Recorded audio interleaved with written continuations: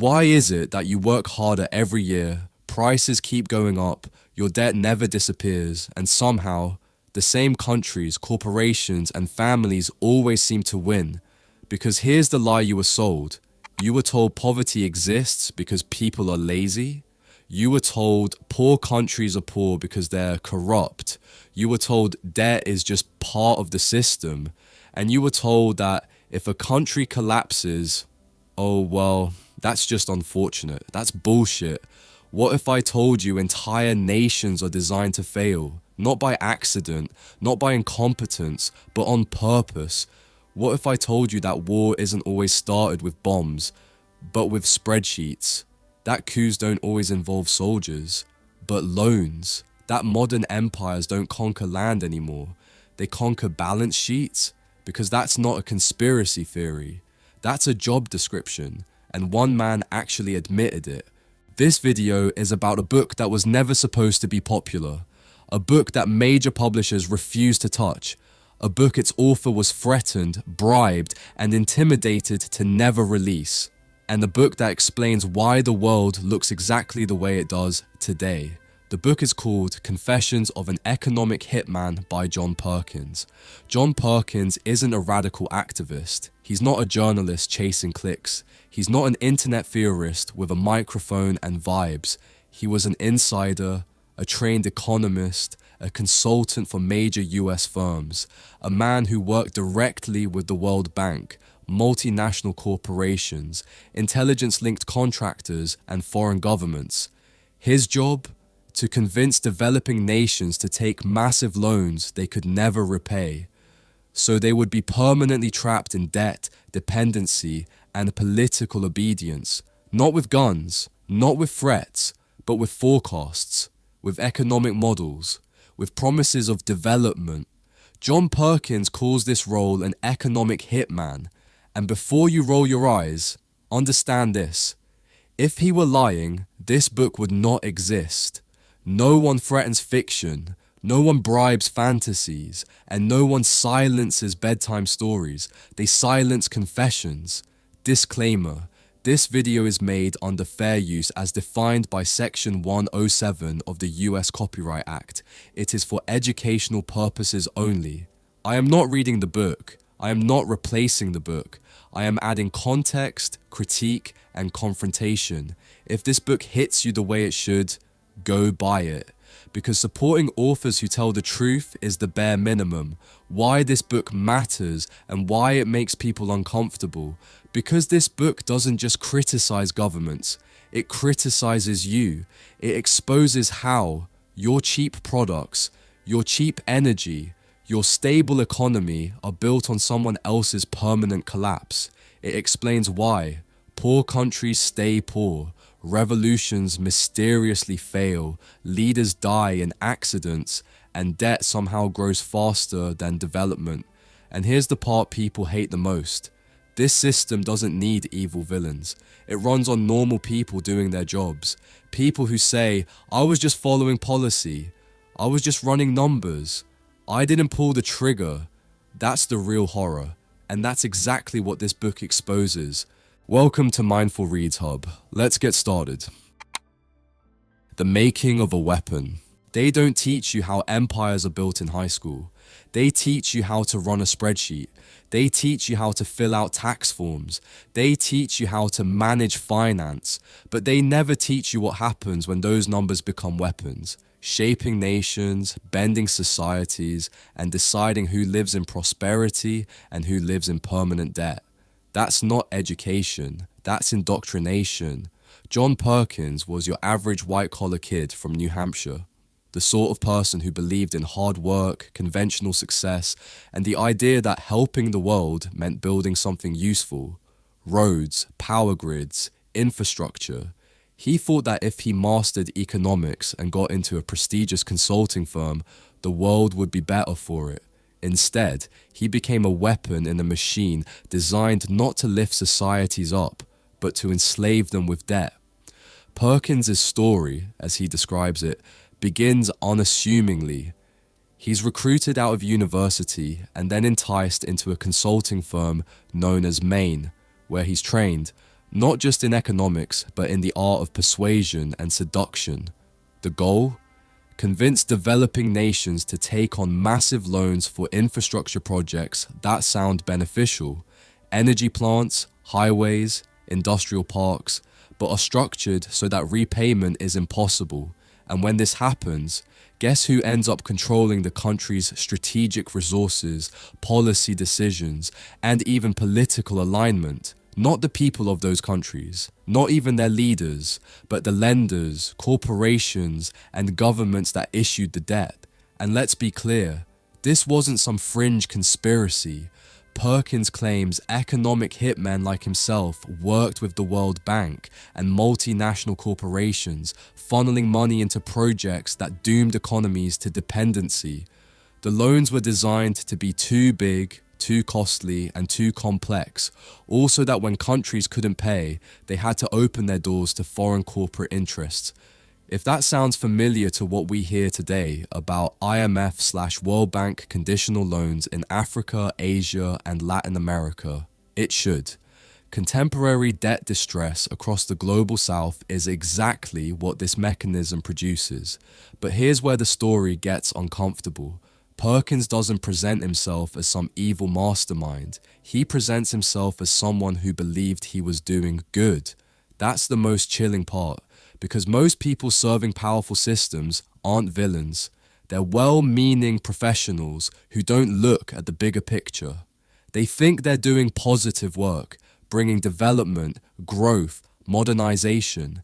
They trust the model. They trust progress.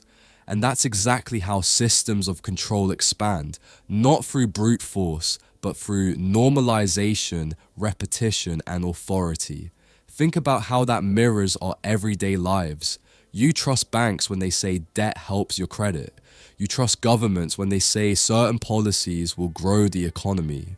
You trust that education always leads to opportunity. Yet so often, we take on debt we can't afford, chase growth that benefits the few, and believe in progress without questioning who actually gains. The logic in your personal finances and the logic in global finance is exactly the same. It's a system that rewards short-term gains and punishes independent decision-making. That's not free market. That's structural control disguised as opportunity. And while Perkins's account has been contested, critics call it exaggerated, conspiratorial, or lacking verification. The pattern of debt dependency and influence is real. Countries facing debt distress today, from Ghana to Pakistan, see this dynamic play out in real time. External lenders offering loans with strings attached, economic policy conditioned on repayment, and political leverage exerted through financial instruments rather than tanks. The battles are waged with spreadsheets, not bullets. Let's bring this home with a modern headline. Conflicts around the world often have economic DNA. The US-Venezuela confrontation, for example, isn't just about politics. It's about control of oil resources and economic influence. Military strikes and political pressure are used when economic levers fail to produce cooperation. That's the same logic Perkins described decades ago. Only now it's amplified by geopolitical competition with China and weaponized financial sanctions on a global scale. Here's the uncomfortable takeaway. Most of us are trained to think like economic hitmen ourselves. We chase growth. We trust institutions blindly. We believe becoming financially secure requires debt and leverage. We don't ask who benefits or who pays. And while Perkins's experience was at a global, national scale, the mechanics, the psychological manipulation, the seduction of prestige, the normalization of harmful systems are exactly what shape our own financial lives. Key idea: economic systems don't accidentally create dependency. They are engineered to produce it, weaponizing debt to control behavior, priorities, and access to power. Key takeaway: the tools of empire today are not tanks and bombs. They are loans, forecasts, and debt structures that appear to help, but function to enslave economies, influence politics, and extract value for the powerful. The biggest threat isn't violence, it's the normalization of exploitative economics as development. Favorite quote, "Economic hitmen are highly paid professionals who cheat countries around the globe out of trillions of dollars." The lie called development. You've heard the word development thrown around like it's a cure-all. Build infrastructure, boost GDP, attract investment, lift people out of poverty, right? Wrong. That's propaganda dressed up in technocratic language. When John Perkins walked the streets of Jakarta in the late 1960s, he saw a truth no glossy brochure ever advertises. The glittering hotels and office towers had zero connection to the hungry children he saw bathing in polluted water and begging on sidewalks. The growth being sold wasn't for ordinary people, it was for elites and foreign corporations. The rest of the population, they ended up burdened by debt and left to pick up the scraps. In Perkins' world, development was never benign. It was a scripted play, one where the main characters, the lenders and consultants, walk away with applause and contracts, while the real people in the host country are left holding a massive loan that they can never pay back. Those loans weren't accidental, they were engineered to ensure dependency. Countries were told they couldn't develop without foreign capital and expertise, but what they really signed up for was a slow-motion loss of sovereignty. Let's not pretend this ended in the 1970s. Fast forward to today, and you see the same pattern resurfacing all over the globe. The global south is drowning in debt. According to the World Bank's 2025 report, developing countries are servicing a record $741 billion gap between debt payments and new financing, with borrowing costs close to double what they were before 2020. That's not accidental. That's structural. When debt servicing consumes massive portions of budgets that should go toward health, schools, and climate adaptation, guess who gets hurt? Ordinary people, not corporations, not lenders. The same dynamic Perkins described as a tool of empire is still at work. Take Venezuela. Today's headlines report that after the US captured President Maduro and Venezuelan bonds surged, the country remains trapped under an estimated $150 to $170 billion in external obligations, far more than its GDP. That's debt that won't be paid off by productivity or growth, but by extraction, oil, assets, privatization, and promises to foreign investors. It's the old playbook in a modern stage. Big loans, big debt, big leverage, and little benefit for citizens. And it's not only Venezuela. Across Africa, Latin America, and Asia, debt restructuring deals demand economic policy changes that mirror the conditions Perkins saw in Indonesia: privatization, resource concessions, and alignment with external geopolitical interests. Countries end up tied to global financial institutions and foreign powers, not by military occupation, but by balance sheet dominance, a far subtler form of control. The lie of development doesn't collapse all at once. It poisons the well slowly. Your friends get a new highway, your capital city gets a shiny port, yet the schools and clinics never get funded. Health outcomes stagnate. Inequality widens. That's exactly what happened in Indonesia back then. And what we see now in nations like Zambia, Sri Lanka, and Ghana, where massive external debt means governments must cut public spending, hand over mineral rights, or partner with foreign corporations under highly favorable terms.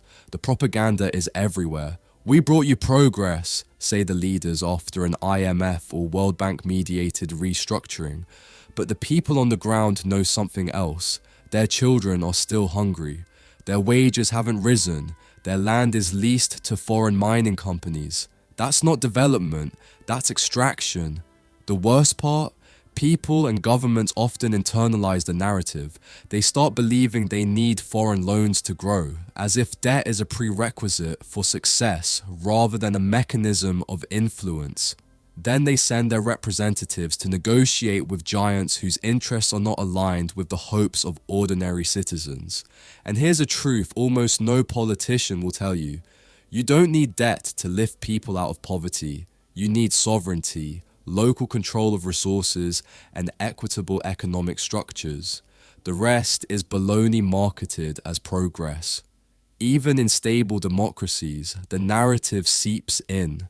Citizens in Europe or North America accept high national debt as normal without questioning whose interests are served.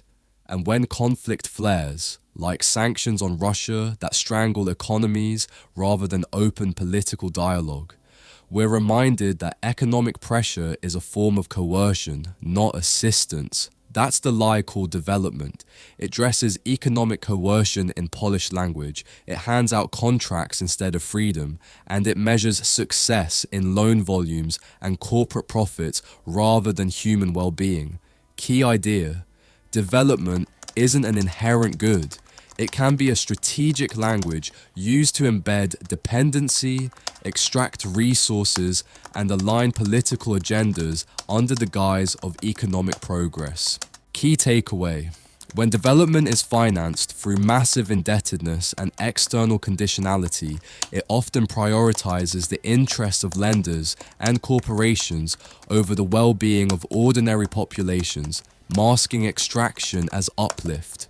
Favorite quote: economic hit men funnel money from the World Bank, US aid, and other foreign aid organizations into the coffers of huge corporations and the pockets of a few wealthy families. The numbers that decide nations. There's a myth that data is neutral, that numbers don't lie, that if you crunch enough figures, you get the truth. That's a lie, a dangerous one. Numbers are tools, and like any tool, they can be used to build houses or dig graves. What John Perkins discovered, painfully, ethically, emotionally, was that the data he was paid to produce was not science. It was propaganda with charts, rigged forecasts, inflated growth projections, false promises dressed up with decimal points and economic jargon. Perkins was trained to justify loans to developing countries by fabricating growth forecasts that made projects seem irresistible. His bosses wanted numbers that said, "Take the loan, your economy will explode." Not, "We might get some growth." Not, "There's risk." No. They demanded magic numbers, 15%, 20%, unrealistic projections that would never materialize in the real world. And they did it with one weapon: the illusion of certainty. Because if you can convince a country that its economy will grow by 17% after building a hydroelectric plant, even when all logic says it won't, you can sell them billions of dollars in loans. Loans that only benefit a small elite and multinational corporations that win the construction contracts. Loans that almost guarantee failure, not progress. Perkins makes it clear, these economic models were never tests of reality. They were persuasion tools designed to create dependency, boom projections, gross national product (GNP) surges, charts that looked beautiful on paper. But beautiful on paper isn't the same thing as real life. This is where the modern empire doesn't need armies. It needs predictive models, statistics, and glossy forecasts that can be sold to presidents, prime ministers, and finance ministers like miracle cures. And this dynamic isn't confined to memoirs from the Cold War. It's playing out everywhere in real time.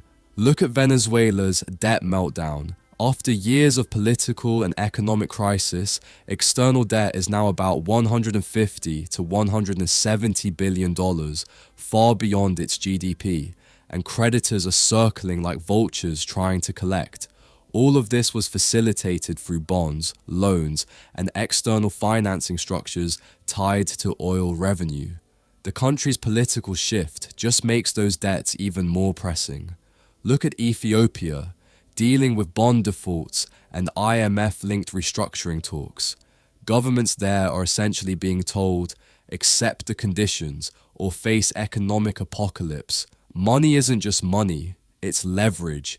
And then there's Senegal, where debt levels hit 132% of GDP, and the government is racing to finalize IMF programs.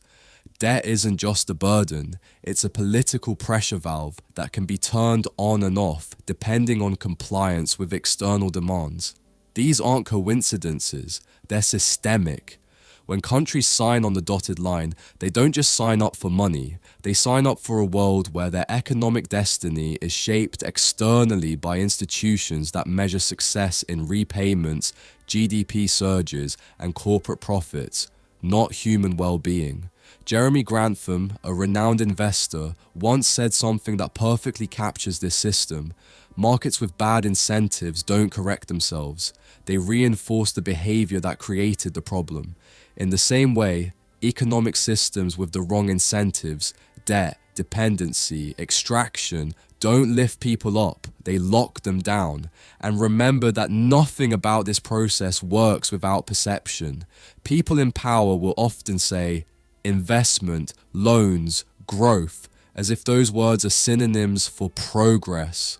But what Perkins saw, and what we see now, is that these numbers are propaganda when they are deployed without accountability, without real outcomes, and without the consent of the people most affected. Good data should answer two questions. Is this realistic? Who benefits? But the numbers Perkins was told to push did neither. They were designed to close deals, not to test truth. Another layer to this is how, in many cases, sanctions and financial tools effectively become weapons. Europe and the US have used financial sanctions against countries like Russia and Iran to cripple economies, force policy changes, and isolate nations without firing a single shot. That's exactly the kind of economic warfare Perkins warned about, where financial infrastructure becomes the battlefield in a world where debt, sanctions, and economic forecasts can shift the fate of nations faster than tanks or missiles. The question isn't whether economics is political, it's whose politics are driving those economics. Because if a model rewards debt dependency, then debt dependency will flourish. If a forecast prioritizes corporate profit, then ordinary people are left paying the bills. And if the only numbers your leaders believe are the glowing ones that justify massive loans, then you're living in a world where the illusion of growth is more powerful than actual well-being. Key idea: numbers are not neutral. When used as persuasion tools by powerful institutions, they can shape economic systems, political alignments, and global influence far more effectively than traditional military force. Key takeaway: economic models and forecasts, when engineered to justify massive debt and external influence, become weapons of control. Growth projections can be manipulated to produce dependency rather than progress. Favorite quote: economic hitmen are highly paid professionals who cheat countries around the globe out of trillions of dollars. A chilling reminder that behind every shiny statistic can be decades of hardship and subjugation. Faith, fear, and moral confusion. There's a psychological trick woven deep into the systems that shape our world, and it's not economic, it's emotional. They tell you development is good. They tell you loans will lift you. They tell you infrastructure equals prosperity. They sell it like faith. But faith without scrutiny is a trap. When John Perkins began walking that road, first seduced by ego and promise, then sinking into moral conflict, he hit something no textbook ever teaches. You can rationalize anything if you believe you're doing the right thing. Perkins wasn't a villain in a thriller, he was a believer, a man trained to fit a narrative about development, progress, growth, and helping nations.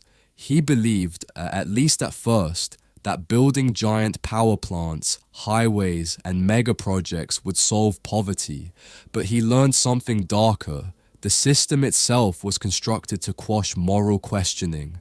As he put it, fear and debt are the primary tools of the system, not just economic tools, but psychological ones.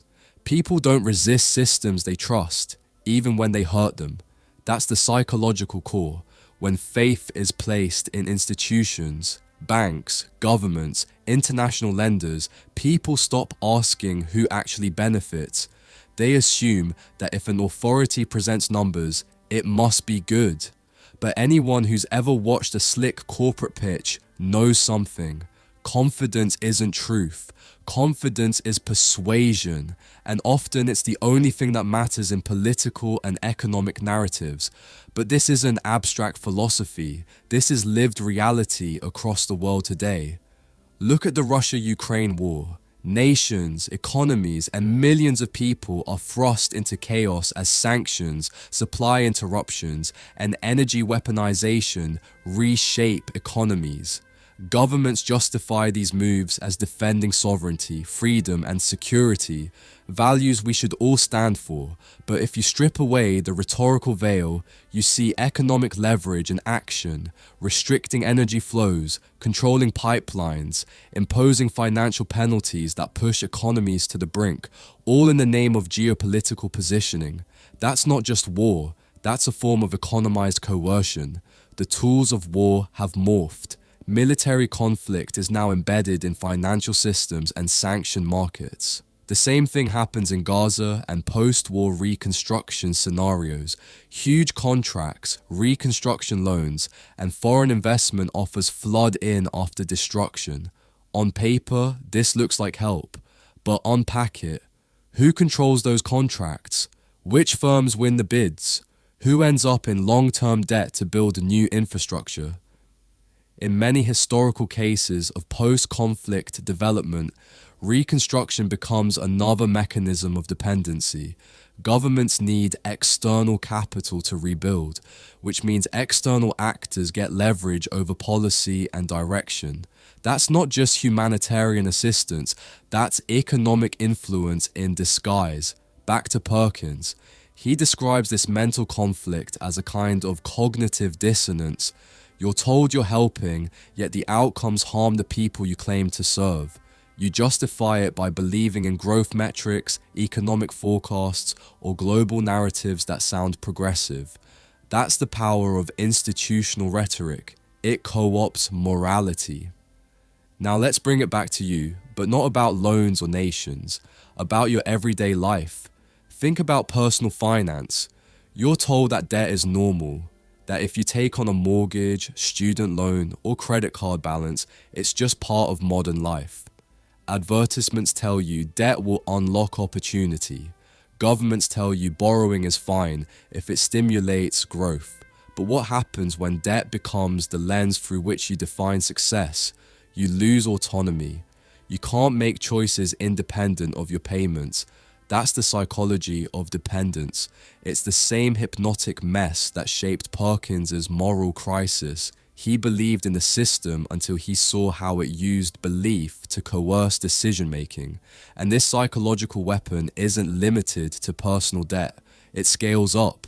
In China-Taiwan tensions, economic leverage is a strategy, not just military posturing. Supply chains, semiconductor access, trade dependencies, these are the modern equivalent of blockades. Nations that once faced physical invasion now face economic encirclement. It's influence without overt violence, but the psychological effect is the same. Fear of losing economic stability pushes political decisions. Sound familiar? Fear and dependency, the same levers Perkins described. This fusion of emotional psychology with economic tools has a name: debt trap diplomacy. Institutions like the IMF and World Bank don't just lend money, they shape identities. They tell borrowing nations who they are. You are developing, you need our help. And then they make political and economic cooperation a prerequisite for inclusion in the global order. Perkins realized that the biggest weapon the system had wasn't spreadsheets, it was self-justification. People who think they're part of a moral mission won't question ends or means. That's how suffering is rationalized. That's how nations fall into dependency. And that's how ordinary citizens all over the world, from Lagos to Lima to London, end up in financial structures that feel normal, even when they serve powerful interests. The real lesson here is simple but uncomfortable. Believing in progress blindfolds you to exploitation. Faith without critical scrutiny is not empowerment. It's submission to narratives that benefit others far more than they benefit you. Key idea: systems wield psychological tools. Faith in growth, fear of instability, and dependence on external authority to shape economic decisions that benefit powerful actors at the expense of autonomy and well-being. Key takeaway: challenging the narratives of progress and development requires not only understanding the numbers and economics, but also recognizing how fear and belief systems are used to suppress moral scrutiny and normalize exploitation. Favorite quote: "Fear and debt drive this system. We are hammered with messages that terrify us into believing that we must pay any price, assume any debt to stop the enemies who, we are told, lurk at our doorsteps." A chilling insight into the emotional engines powering economic leverage systems. Buying presidents without firing a bullet. The idea that power is seized through guns and tanks is Hollywood bullshit. Real power rarely needs bullets. Real power prefers a handshake, a math formula, and a contract. That's the darker truth John Perkins stumbled into. The ugly fusion of debt, politics, and leadership capture. Not on battlefields, but in boardrooms. In the old days of empire, conquerors marched armies across borders. Today, economic interests do the same thing, but with leaders as the prize. Countries that refuse to play ball aren't toppled with ease to film coups.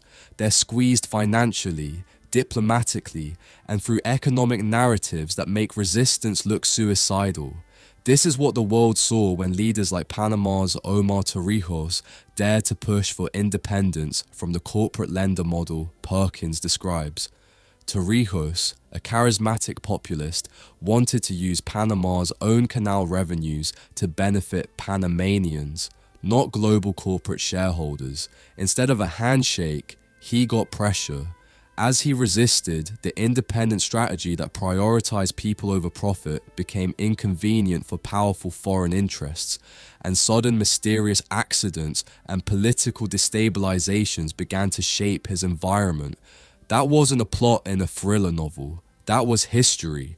That's the real danger of debt-based leadership capture. It's quiet, plausible, and almost legal.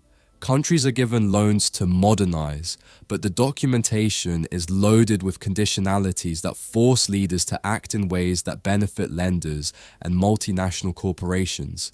In many cases, leaders must privatize services, open resource sectors to foreign firms, or allocate national budgets in ways that benefit external creditors before citizens.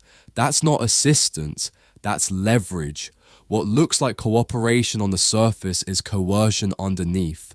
Let's move out of the 1970s and into today's headlines, because this pattern hasn't gone extinct, it's evolved. Take the US-Venezuela confrontation. When a government controls vast oil reserves and resists the economic and political agendas of powerful actors, you don't always see boots on the ground. Instead, you see financial tools and covert pressure play out. US strikes against Venezuelan infrastructure and the dramatic claim of capturing President Maduro aren't just military actions, they are economic leverages aimed at a government that holds one of the world's largest oil reserves. Oil isn't just energy, it's political influence and leverage. The fight for oil is a political battle over a nation's economic sovereignty, a modern iteration of the strategies Perkins warns about. Then look at the Russia-Ukraine war. At first glance, it's tanks and missiles. But if you look deeper, it's also sanctions and financial barriers that weaponize economic systems against a sovereign nation. Sanctions aren't just punitive, they rearrange capital flows, restrict market access, and isolate states economically. That's a textbook example of using finance as a tool of dominance without direct annexation.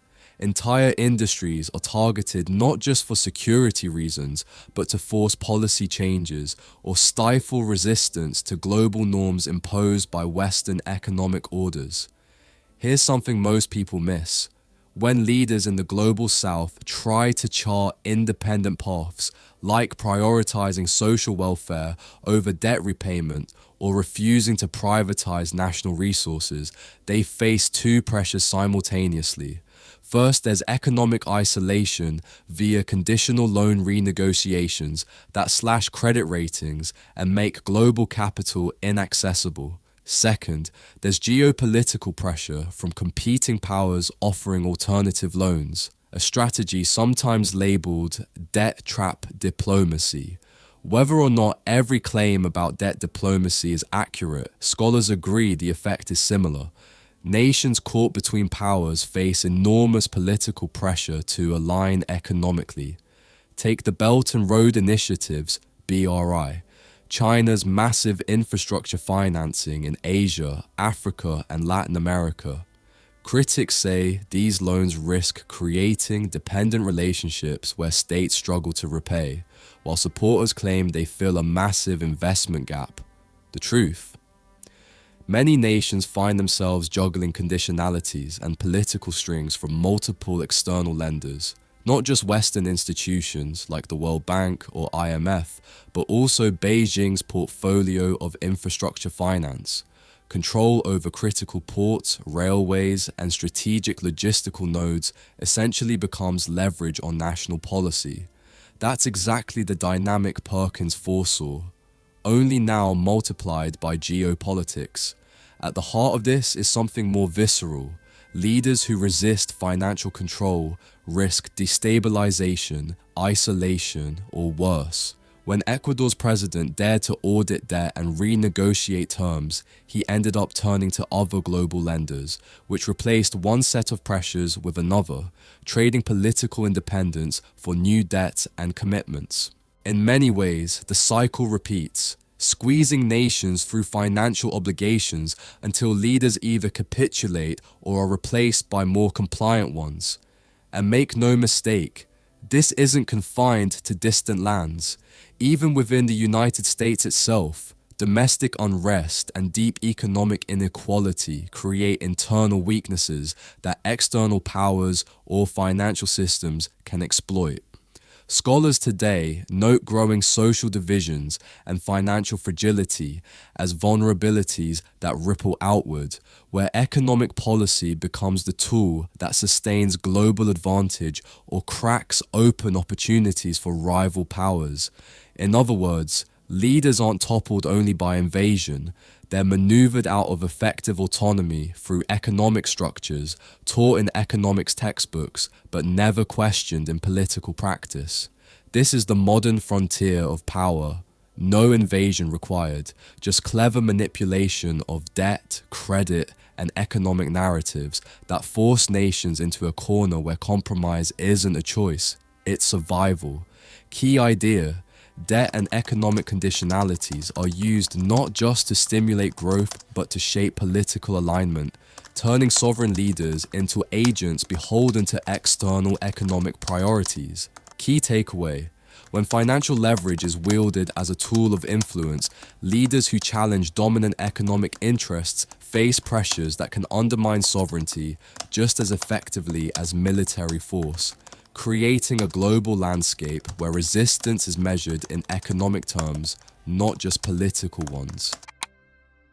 Empire at ground level. You ever notice how power and decay can sit right next to each other?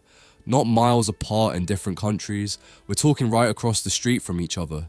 Shiny skyscrapers, lush green lawns, air-conditioned offices. Then a block over, poverty so deep it smells like rot.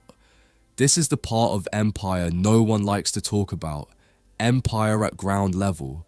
Not in boardrooms, not in finance ministers' speeches, but in bars, slums, and the everyday lived experience of people caught in the crosshairs of global money games.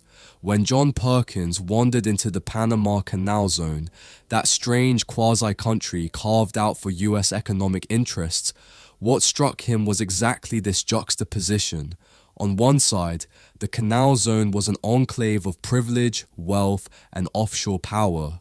On the other, the surrounding Panamanian neighborhoods were impoverished, neglected, and treated as invisible. The people living closest to US power saw none of its benefits, only the intrusion of its soldiers' paychecks, and its soldiers' bars. Women from neighboring countries worked those bars, not because it was choice, but because options were limited and survival demanded it. Perkins describes bars packed with soldiers and prostitutes, not as lurid curiosity, but as a stark symbol. The infrastructure they helped pay for with Panamanian debt didn't feed people, it entertained occupiers.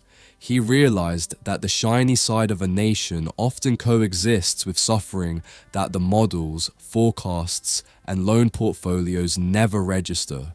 It's the invisible cost of influence, the human toll that never gets counted in GDP statistics. Now look at the modern map of conflict and influence, the real streets where this story is still unfolding, not just in the canal zones of history, but in the hotspots of today's world. In the Sahel of West Africa, deep poverty, coups, and insurgencies persist in countries rich in gold, uranium, and other minerals. Mali, Burkina Faso, and Niger have even formed their own bloc, the Alliance of Sahel States, largely as a reaction against external pressures and influence from former colonial powers and global lenders. Their aim is to assert control over their resources, strengthen regional cooperation, and reduce dependency on old financial systems. Some leaders are even moving to nationalize assets, pushing back against foreign mining interests that historically pulled wealth out of their countries. That's not just politics. That's a pushback against the same economic entrapment Perkins warned about. When countries attempt to break the cycle of debt and external control, they face internal instability, conflict, and geopolitical pressure from powers who don't want the status quo disrupted.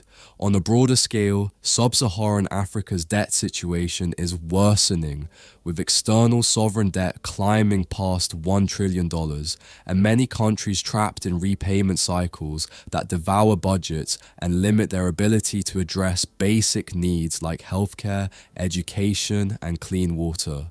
Higher borrowing costs and tighter global financing mean these nations are structurally pushed into long-term dependency. Look at Senegal. Its national debt ballooned to 132% of GDP after hidden liabilities from previous administrations surfaced, forcing the government to scramble for IMF programs to manage the burden. That's not just bookkeeping, that's real budgets cut, real public services compromised, and real people feeling the pinch. And it's not only Africa. In Latin America, resource-rich nations like Venezuela are caught in economic and political maelstroms fueled by external power struggles over oil, a clear echo of the economic imperialism Perkins described decades ago. The mass strikes and geopolitical attention around Venezuelan leadership aren't isolated political events. They're battles over control of resources and the economic futures of entire populations. What's common here is a pattern. The people in power benefit, while everyone else absorbs the costs, whether that's debt, conflict, or economic instability. The local bartender scraping by on tips from foreign troops is a metaphor for the larger geopolitical game. Entertainment and extraction rather than equitable sharing. The global system doesn't care about resilience or communities, it cares about leverage. The empire at ground level looks like this: countries rich in resources but poor in freedom over those resources, debt programs that limit policy autonomy, regional alliances forming because nations want sovereignty back. People squeeze between violent conflict and economic pressure, and the worst part? Most of this happens with the rhetoric of progress, stability, and growth, just like the infrastructure loans Perkins sold, while the actual result deepens inequality and dependency. Take the world's attention on Red Sea and trade choke points. strategic sea lanes that are now militarized and shape global shipping costs. It's not just military posturing. Whoever controls those choke points controls commerce and investment decisions for dozens of dependent nations. That's economic control manifested physically. The same logic as old imperial fortresses, just disguised in maritime security language. This chapter of history isn't about conspiracy fantasies.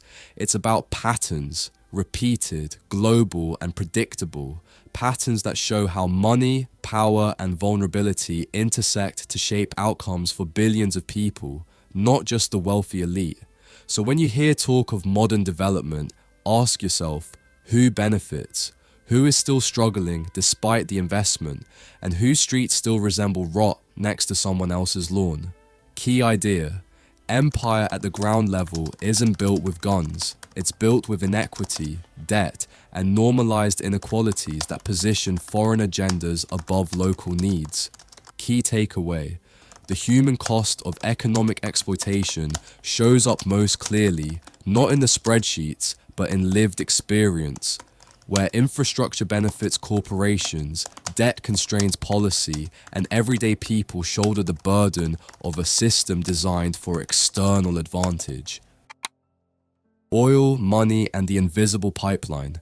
You think wars are about truth, or about evil masterminds? That's infantile. Wars, conflicts, and global power struggles are almost always about energy, oil, gas, pipelines, supply routes, and who gets to decide who profits. It's not mysterious, it's not metaphysical, it's just economics, weaponized.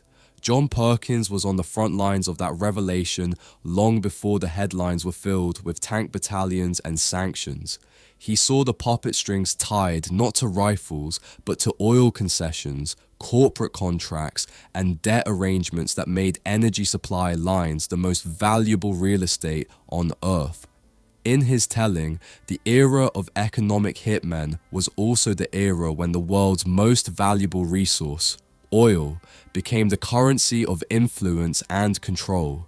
Perkins's journey took him into the murky intersections of global finance and hydrocarbon geopolitics, giant rocky systems where strategic reserves are auctioned in boardrooms, not battlefields, money laundering scandals in Saudi Arabia, financing of extremist elements, and covert flows of capital weren't just sideshows.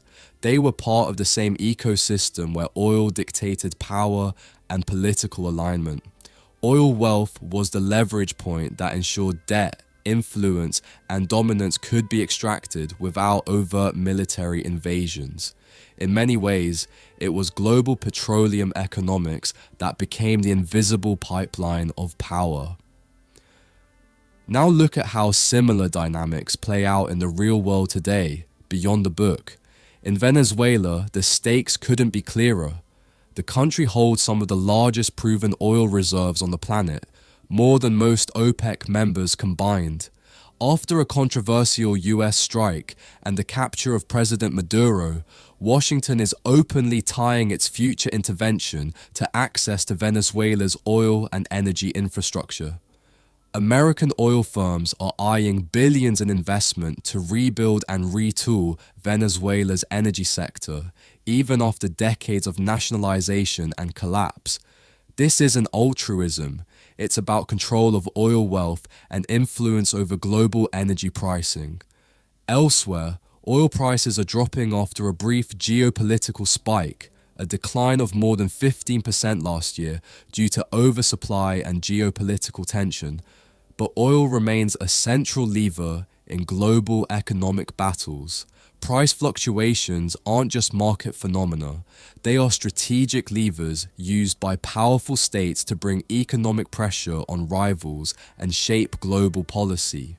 Even small changes in per barrel price can shift budgets, population, welfare programs, and diplomatic stances, and this dynamic isn't limited to one region. The Russia-Ukraine war offers a stark modern illustration of how energy becomes weaponized. Sanctions, price caps, and campaigns to choke off Russian oil revenues are not just punitive diplomacy, they are strategic economic operations. Ukrainian and allied pressures seek to cap Russian oil pricing and curb access to revenue needed to sustain military operations. The West's focus has included undermining sanctioned oil revenue and even targeting the so-called shadow fleet, clandestine tankers still moving Russian crude despite sanctions. Those shipping networks, basically a fleet of obscure vessels skirting embargoes so oil can still flow, demonstrate how energy corridors become theaters of economic warfare rather than just trade. What's most telling about these modern resource conflicts is how easily economic tools become coercive tools, far beyond simple market competition.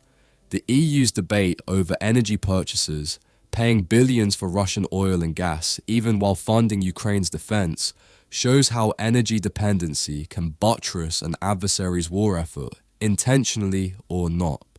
That's exactly the kind of unintended consequence that Perkins warned about when he saw loan packages framed as development being used to prop up regimes and corporate interests.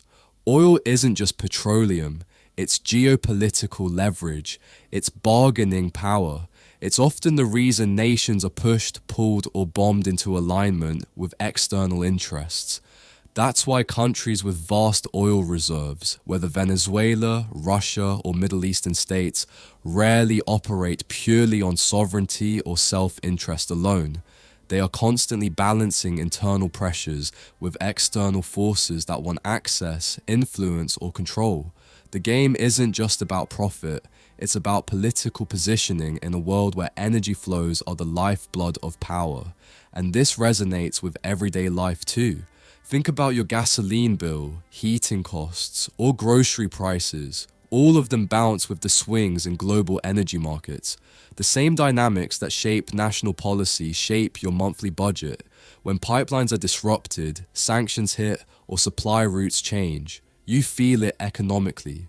You don't see the boardrooms or sanction meetings, but you see the effects at the pump and in your paycheck. This is why oil, and by extension energy, is still at the heart of empire. The battles of the 21st century aren't always fought with cold steel. They're fought with energy supply chains, sanctions, pricing caps, and strategic economic leverage. That's how nations are shaped, aligned, and sometimes coerced, not with fanfare, but with market forces dressed as economic policy. Key idea: oil and energy are central to modern economic coercion. They are strategic levers used to shape global politics, enforce dependencies, and determine the power of nations in an interconnected economy. Key takeaway: beyond military force, control over energy, whether through access, pricing, infrastructure, or sanctions, remains one of the most potent forms of influence and leverage in the global system, shaping not just nations' policies, but people's daily lives. When kings refuse to obey, you think a leader just loses power because the people got fed up. You think a government collapses because of ideology alone? That's not how it works. Power isn't a mystical force. Power is a network of economic levers, external pressures, resource interests, and global politics. And when a leader refuses to play by the rules of the international money game, the debt infrastructure influence system, the consequences can be swift, brutal, and carefully engineered. John Perkins writes about Iran's Shah, a monarch installed with Western backing who tried to modernize his country, but ultimately became isolated from both his people and the geopolitical powers paying attention to his oil. When the Shah wanted to assert too much independence, to redirect Iran's oil wealth for his own grand vision without sufficient deference to US and British oil interests, he found himself vulnerable. He didn't fall because of a single uprising. He fell because he refused to obey the scripts written by global power brokers. That's the ugly part. A government's legitimacy is often a facade. The real tests are in the interests that tug at its economy, its resource flows, and its debt obligations. Leaders who try to break free from those constraints discover something frightening. The world outside isn't a cooperative playground, it's a strategic chessboard. Fast forward to today, take Ethiopia. Once seen as a rising African economy, it's now entangled in a debt crisis labeled unsustainable by the IMF and World Bank because of declining exports, dwindling foreign reserves, and costly repayments that eat up government revenue faster than it can be replenished. The authorities have been forced into negotiations under the G20 Common Framework, away from sovereign control, to even moderately stabilize their situation. Financial autonomy, that's gone. Fiscal choices, heavily constrained. Independent policy, hijacked by financial architecture. Look at how debt weighs most heavily on health, education, and social stability in many poor nations. A UN report warns that in the least developed countries, governments now spend more on interest payments than on basic services, often more on debt service than on schools or hospitals. That's not just economics, that's moral erosion. The poor subsidize debt. The debt services extract resources away from the people who actually need them most. And here's the kicker. When a leader faces such constraints and tries to break free, the international system doesn't just shrug. It reconfigures the levers until that leader either compromises or collapses. The collapse might come as a debt default, as structural adjustment programs, as forced privatizations, or as negotiations that effectively bind future decisions to external lenders. It's a political transformation engineered by economic pressure, and in global imbalance, economic coercion is leverage over sovereignty. Ask Sri Lanka. In 2022, it became the first post-colonial state to default on its external debt in history, not because its people didn't want to pay debt, but because interest payments starved everything else: medicine, fuel, food. Citizens protested, the government collapsed, and global lenders dictated terms for restructuring. That wasn't an organic political movement alone, it was a debt-induced political crisis. This dynamic extends beyond classic resource states. Leaders who dare to assert economic independence by resisting privatization, rejecting onerous conditionalities, or pushing back on austerity enforced by lenders are labeled irresponsible or unstable.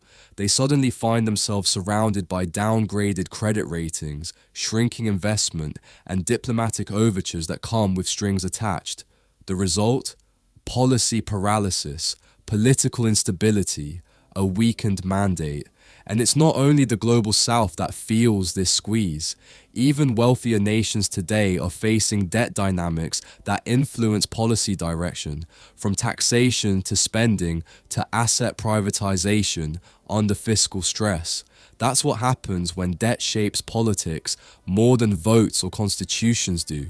There's a name for this global phenomenon: debt trap diplomacy, and it's exactly the kind of systemic power that Perkins saw when he described leaders who refused to obey and got squeezed anyway. It's a system where external financial pressures can reshape governance without overt invasions. The lesson isn't just historical, it's deeply relevant to life today. When a nation's sovereignty is overshadowed by debt, especially to external lenders with political agendas, its leaders have less room to act in the interests of their people. Choices once seen as political become economic, and that's where real power gets exercised. If leaders like Iran's Shah or modern governments like Ethiopia or Sri Lanka are pushed into corners by debt, then obedience to global financial orthodoxy becomes a prerequisite for survival, not principled governance. Key idea: modern political autonomy is heavily conditioned by economic dependencies. When leaders resist global financial pressures, the system uses debt and conditionalities to reshape governance in favor of external interests. Key takeaway: economic sovereignty, The ability of a nation to make choices independently is often an illusion when heavy debt burdens and creditor influence can effectively dictate political and policy directions. The jackals step in. There's an old saying in geopolitics: when persuasion fails, force follows. Not always loud explosions, not always missiles. Sometimes it's coercion disguised as diplomacy, sanctions thinly veiled as law, and economic isolation that kills growth like a slow-acting poison. When nations won't bend to the ledger, the system doesn't shrug its shoulders, it upgrades its toolset. That's what Perkins discovered when benign-sounding negotiations over the Panama Canal turned into something darker. When a country doesn't say yes loudly enough to the right external interests, loans, contracts, corporate access, they get hit with measures designed to squeeze them until they do. This is where the jackals step in. Economic sanctions, covert operations, and financial warfare become the tools of influence once subtle borrowing and persuasion no longer work. This isn't abstract. It's happening right now. Take Venezuela, a country at the intersection of resource wealth and economic pressure. In early 2026, after the dramatic capture of President Maduro by US forces, Venezuelan government bonds shot up nearly 30% in value, rewarding hedge funds and investors who had scooped up distressed debt years ago. That reflects not just investor opportunism, but also a system where political upheaval and economic pressure converge to reshape financial outcomes for resource-rich nations. And get this, former US political leadership openly tied action to oil interests, admitting geopolitical engagement wasn't just about ideology, but access to resources and economic alignment. Former President Trump framed the confrontation as reclaiming Venezuelan oil, highlighting just how intertwined economic interests and interstate actions can be. But it doesn't stop there. Look at the Russia-Ukraine war, where energy and financial sanctions are deployed almost like armies on an invisible battlefield. Western governments and institutions have implemented sanctions aimed at cutting Russia's ability to finance its war effort, focusing on energy sectors, financial institutions, and trade flows as tools to force policy change. These sanctions are meant to coerce a different outcome than violent defeat. They're engineered to weaken resource flows and diplomatic leverage, effectively using the global financial system as a weapon. These kinds of maneuvers echo Perkins' assertion that when economic lures and negotiated cooperation fail, the system moves to economic coercion that stops short of outright war, but still imposes deep costs on entire societies. Sanctions against Russia's oil and gas exports are designed not only to limit revenues, but to shape political calculations, forcing nations reliant on export income to make impossible decisions, keep fighting at great economic cost, or bend to external demands. We already see these impacts at ground level. Across Russia, inflation and rising prices are hurting ordinary citizens. Milk, butter, and dairy products are up sharply in price, a reminder that sanctions and economic pressure don't just touch elites, but ripple through everyday life. And it's not only Europe and Latin America. Debt, sanctions, and financial pressure are now recognized as key conflict drivers globally. Analysts identify at least 13 major geopolitical flashpoints, from US-China rivalry to Sahel insurgencies and Red Sea trade choke points, where economic coercion intersects with resource competition and state vulnerability. In each case, the mechanisms aren't just tanks and troops. They're financial instruments, trade restrictions, and debt systems that can bend sovereign policy without ever firing a shot. What's terrifying and deeply educational is how pervasive this has become. It's not simply something that happens in distant countries or in obscure policy circles. Economic pressure shows up in your fuel prices when sanctions disrupt energy markets, your grocery bill when export routes shift and commodity costs spike, your retirement funds when sovereign bonds trade wildly on political news. These all reflect the same logic Perkins warned about: influence without visible force. When diplomatic pressure fails, economic pressure fills the gap. If debt schemes don't lock in cooperation, sanctions and financial isolation do. This is the jackal stepping in, not with fangs, but with fiscal frameworks. And because it's masked as policy and legality, most people never recognize it for what it is: coercion. They think markets are neutral, sanctions are moral, and debt is just bad luck. That's how the system stays hidden in plain sight. Key idea: when persuasion and economic incentive fail to secure cooperation, economic sanctions and financial coercion become the tools that shape state behavior without overt military confrontation. Key takeaway: modern geopolitical influence operates through financial systems, debt structuring, bond markets, sanctions, and trade restrictions that can compel policy change, restructure economies, and determine political outcomes without traditional warfare. The empire turns inward. They told us the empire was over. They told us global dominance had faded. They told us traditional imperialism was a relic. Bullshit. What John Perkins exposed, and what too many people still refuse to see, is that the system doesn't collapse. It morphs. When you can't conquer lands with boots, you conquer politics with economics. When you can't rule with cannons, you rule with credit ratings and conditional loans. In the old world, a nation's sovereignty was tested by foreign intervention. In the modern world, it's tested by debt distress, financial sanctions, and economic governance structures that shape national policy from the outside in. Perkins saw around the globe that when leaders didn't cooperate, the system didn't always invade.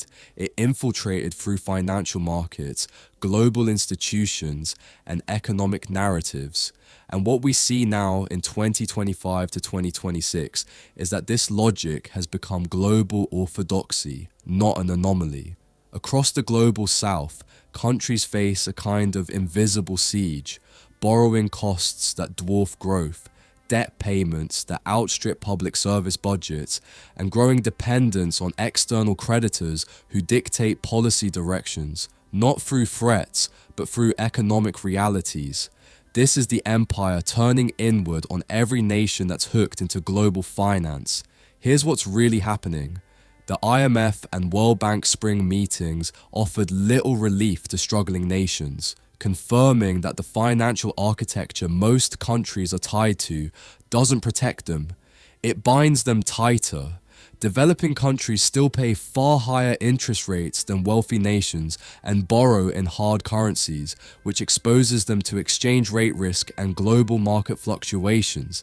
Their debt servicing costs have soared from $250 billion in 2015 to nearly $368 billion in 2023, stripping away fiscal space for healthcare, education, climate adaptation, and infrastructure that actually benefit citizens rather than external contractors. This is exactly the structural dependency Perkins warned about, except now it's global, not just Latin America or Southeast Asia. It's not just nations being drawn into debt, it's entire economic systems shaped so that sovereignty becomes theoretical, not practical. Let's translate this into real life. In Sri Lanka, the government simply couldn't pay its foreign debt in 2022. Fuel, medicine, and food shortages crippled everyday life. Protests toppled the administration. The IMF stepped in as the rescuer, but with conditions that tightened fiscal policy and compelled privatization of local assets, further shifting control away from the Sri Lankan people and into global financial channels. Then there's Ethiopia, where bondholders argue with the IMF over how much debt relief is fair, not because people aren't suffering, but because financial institutions are deeply invested in outcomes that protect markets first, people second. And the numbers behind all of this are staggering. According to the IMF, global public debt has now surpassed $100 trillion, a figure that could eclipse global output in the coming years.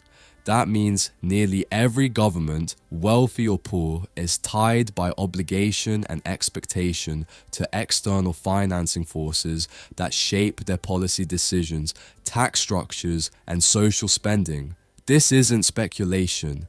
This is the empire's logic inverted, not about conquering foreign nations, but about controlling the global order through finance, influence, and dependency. How does that show up in your daily life? When interest rates rise and your loan gets more expensive, when public services are cut because debt servicing comes first, when economic growth stalls because global trade barriers or sanctions make markets unpredictable, when migration increases because opportunities shrink in economies tied into external financial pressures. Perkins wrote that this modern system uses dividing tactics and debt to bind nations. And what we're seeing now is that even internal policy choices are shaped by forces outside any one nation's democratic control. That's the chilling truth. The empire never left. It just turned inward into economic rules, global institutions, and markets that govern how nations act, not just how they borrow. This is the age of financial governance as geopolitical power. Sovereignty isn't just about making your own laws, it's about making decisions without being beholden to external economic dictates. When most countries can't choose their fiscal destiny without IMF conditionality or restructuring packages, the game is over before it's played. Key idea: modern empire isn't about land conquest. It's about shaping global politics through financial structures, debt relationships, and conditional economic governance that limit the real autonomy of sovereign nations.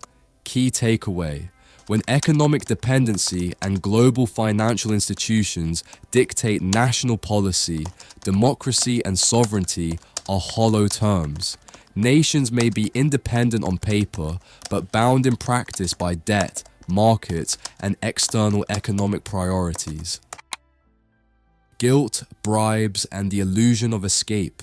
When you finally look behind the curtain, the story stops being abstract economics or Cold War nostalgia and becomes intensely personal. It's not just countries that pay the price, it's the people inside them, the citizens, the leaders who try to break the cycle, the insiders who see the machinery and discover there's no easy exit.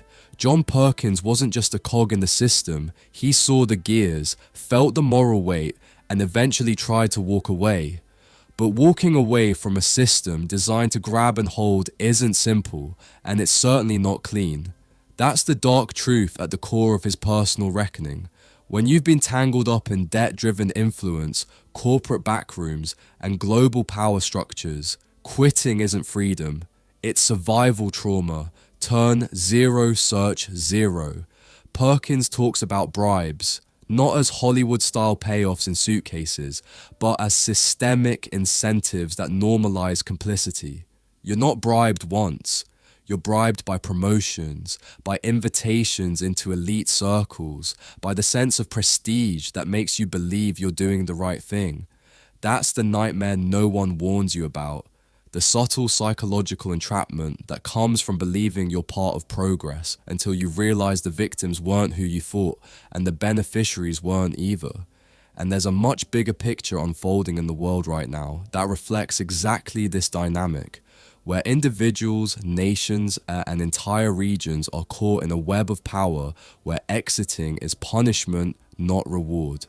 Right now, in early January 2026, global geopolitics is experiencing a seismic shift with military strikes inside Venezuela and the capture of President Nicolas Maduro, signaling that economic and political pressure can swiftly escalate into intervention. President Trump's actions didn't just destabilize one country, they set off a chain reaction of political tensions across the hemisphere. In the wake of this shock, Trump explicitly threatened to extend similar pressure, including possible military action against Colombia, Cuba, Mexico, Greenland, and Iran. These aren't casual diplomatic remarks. Their explicit threat against sovereign nations, framed under national security and political rhetoric, but rippling outward with massive economic and geopolitical implications.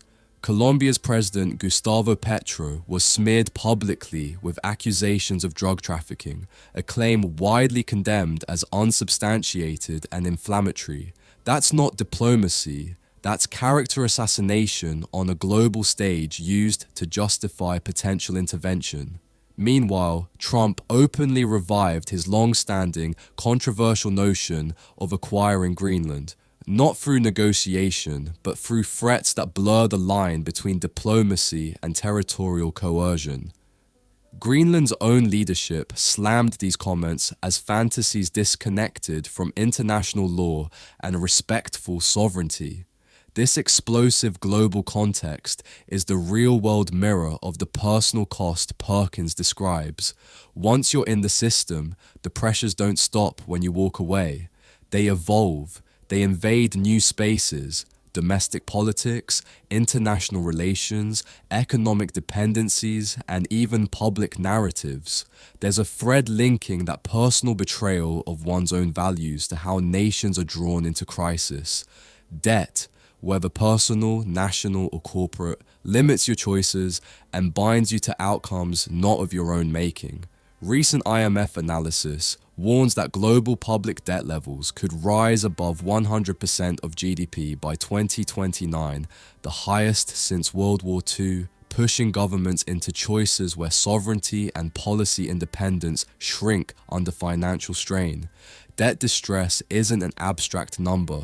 For many countries, it's the reason they must choose between paying bondholders and funding healthcare. It's why they accept harsh restructuring terms. It's why they can be coerced into opening markets, privatizing assets, and ceding control of strategic resources because the alternative is economic collapse, a hostage situation without visible chains. And just as Perkins found it impossible to simply quit without psychological fallout, nations facing debt distress face a similar struggle. Sovereignty becomes conditional. When debt servicing outpaces revenues and borrowing costs escalate, governments are pushed into austerity, privatization, or external oversight, not because it's good policy, but because markets demand it and societies suffer for it.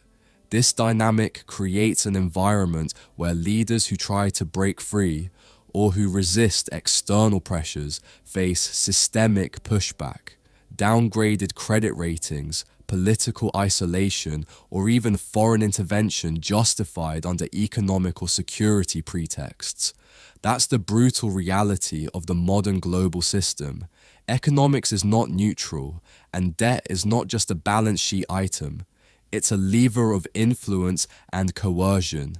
Just as Perkins felt the moral dissonance of knowing the harm he helped unleash, today millions around the world feel a similar dissonance in their government's economic positions, being pushed, pulled, and pressured by external forces that claim to offer help but demand compliance. When the world's public debt clocks near 100% of global GDP and rising, the question is not can countries escape the system, but what happens to those who try? In everyday life, this isn't just high finance. It's in the rising cost of living, stagnant wages, weakened public services, and political polarization that blames scapegoats instead of structural pressures. The personal cost, psychological, social, and economic, mirrors the global cost. People feel trapped by forces they never chose, governed by interests they didn't elect, and led by narratives that mask power as benevolence. That's the illusion of choice, and it's the heart of the personal struggle that mirrors global suffering. Key idea: debt and power structures entangle individuals and nations alike, limiting genuine autonomy and forcing compliance with external economic and political agendas, even when they harm ordinary people.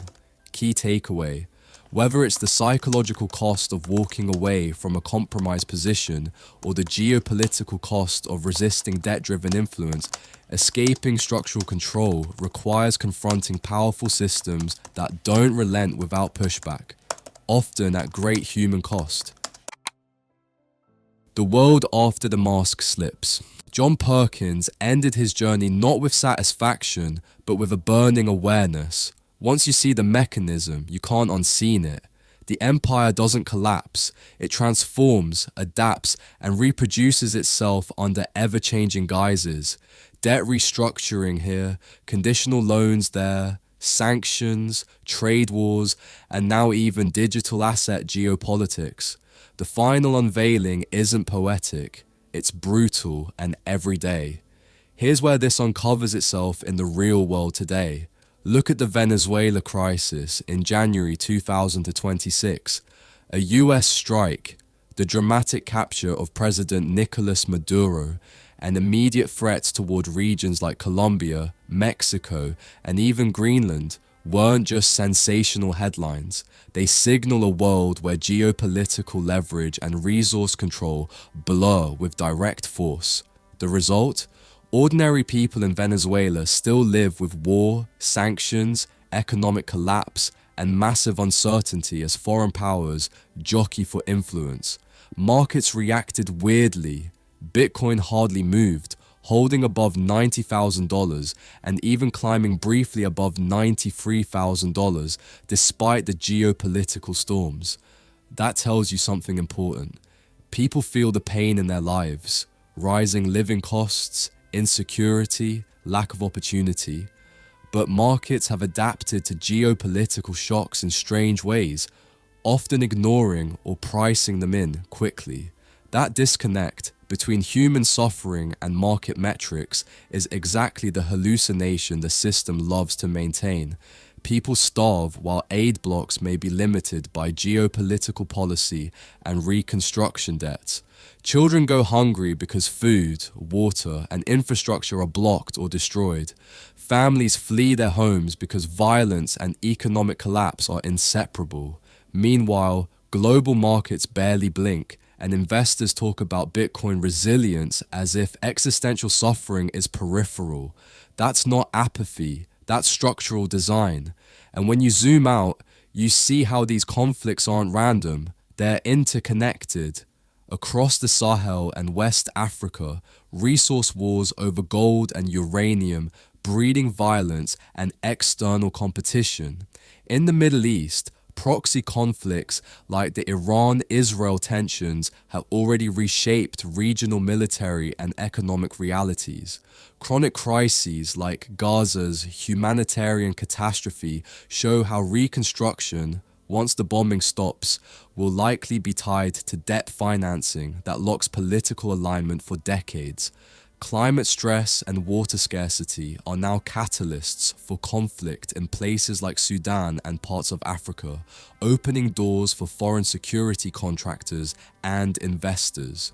And while all this unfolds, something deeper is happening. The system of influence doesn't end with conventional economics. It's now embracing digital finance and currencies. Bitcoin, once framed as digital gold, is being reshaped into a geopolitical tool and litmus test for global risk.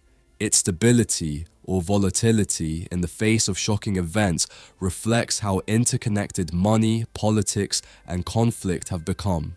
Despite the Venezuela strike, Bitcoin's price has hovered above $90,000, sometimes rising, revealing a strange paradox. Even with wars and geopolitical risk, decentralized assets are now part of the global narrative, not outside it. But here's the human side that markets don't price in. When Venezuela's economy collapses under sanctions, people don't get diversified portfolios. They get empty supermarket shelves, hyperinflation, and limited access to healthcare and clean water. When families in Gaza face famine and blockades, their survival isn't dictated by Bitcoin charts. It's dictated by whether there's water today, food tomorrow, or medicine this afternoon. Behind every market resilience headline about crypto or oil is a human story of survival, loss, and adaptation, often outside the corridors of power the rest of the world debates about. That's the final lesson the mask reveals. You can't measure suffering in charts. You can't calibrate humanity in GDP.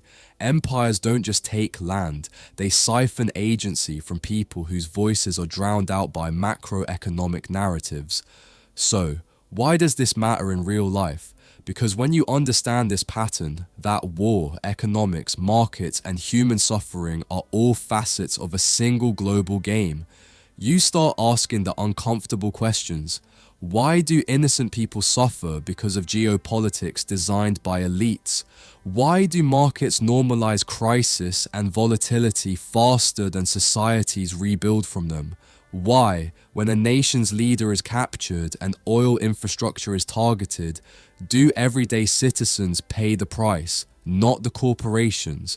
Why does Bitcoin stay stable next to headlines about famine, war, and blockade?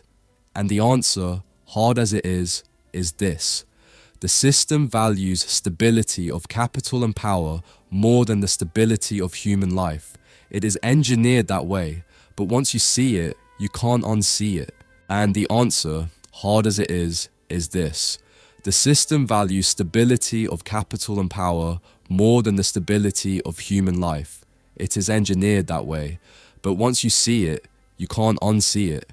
And once you understand it, the real question becomes, what comes next? Not for markets, not for boards and creditors, but for the people whose lives will be shaped by these outcomes long after the front pages change. Key idea: once the global system's mechanisms of power, through debt, conflict, resource control, sanctions, and financial innovation, are exposed, it becomes clear that market resilience and human suffering operate under very different logics, often with ordinary people paying the cost. Key takeaway: modern geopolitics and global finance are deeply intertwined. Markets adapt and absorb shocks rapidly, but people on the ground in Venezuela, Gaza, Africa, and beyond endure the structural consequences of decisions made far above their voices. Conclusion: you didn't just listen to a book summary, you just watched the curtain get ripped down. From the very first chapter to the last, Confessions of an Economic Hitman isn't really about John Perkins. That's the bait. The real story is the system, a machine so clean, so polite, so professionally dressed that most people never realize they're inside it. Chapter after chapter, Perkins shows you the same pattern wearing different masks. In Indonesia, Panama, Ecuador, Colombia, it's debt before bullets, loans before coups, development before destruction. The playbook never changes, only the country names do. First, you flood a nation with money it never needed and can never repay. Then you demand reforms, privatize water, sell oil rights, open markets, accept military bases. And when leaders say no, when they choose people over profit, the jackals show up. Assassinations, overthrows, accidents. If that still doesn't work, then come the bombs, and suddenly the headlines call it liberation. And here's the part that should make you deeply uncomfortable. This isn't history. This isn't conspiracy. This is right now. Sanctions are the new siege warfare. Debt is the new chain. Infrastructure is the new occupation. Look at Venezuela. Look at Gaza. Look at Ukraine. Look at Africa. Look at the global south drowning in debt while corporations post record profits. Look at how markets barely flinch while civilians lose everything. Look at how rebuilding always comes with contracts, conditions, and control. And if you're sitting there thinking, that's sad, but what does it have to do with me? That's exactly how the system survives, because the same logic runs your life. Student loans, credit cards, mortgages, buy now, pay forever. You're promised freedom, opportunity, success, but miss one payment and suddenly you're trapped, stressed, obedient. On a national scale, that's called geopolitics. On a personal scale, it's called adulthood. Perkins' real confession isn't that he was evil, it's that good people can become weapons when comfort, fear, and ambition are dangled in front of them. And that's the most dangerous truth in the book. The empire doesn't run on villains. It runs on professionals doing their jobs, following incentives, telling themselves it's just the way things work. Until one day, you wake up and realize the system doesn't need your belief. It only needs your silence. So here's the message I want you to leave with, and I don't want you to forget it. If you don't understand how power actually works, you will always be working for someone who does. This book isn't anti-American, anti-capitalist, or anti-anything. It's anti-ignorance. And whether you agree with Perkins or not, whether you think he exaggerates or understates, one thing is undeniable. Once you see the pattern, you see it everywhere. That's why you should buy this book. Not because it has all the answers, but because it permanently ruins the lies. Read it slowly, argue with it, get angry at it, but don't ignore it. Because the most expensive thing in the world isn't oil, gold, or data. It's a population that never realizes it's being managed. If this video shook you, good. If it pissed you off, even better. That means you're thinking. If you want more breakdowns like this, the kind that don't coddle you, don't sell you motivation posters, and don't pretend the world is fair, subscribe to the channel. This is Mindful Reads Hub. And now that you've seen how the game is played, you don't get to pretend you didn't. See you next time.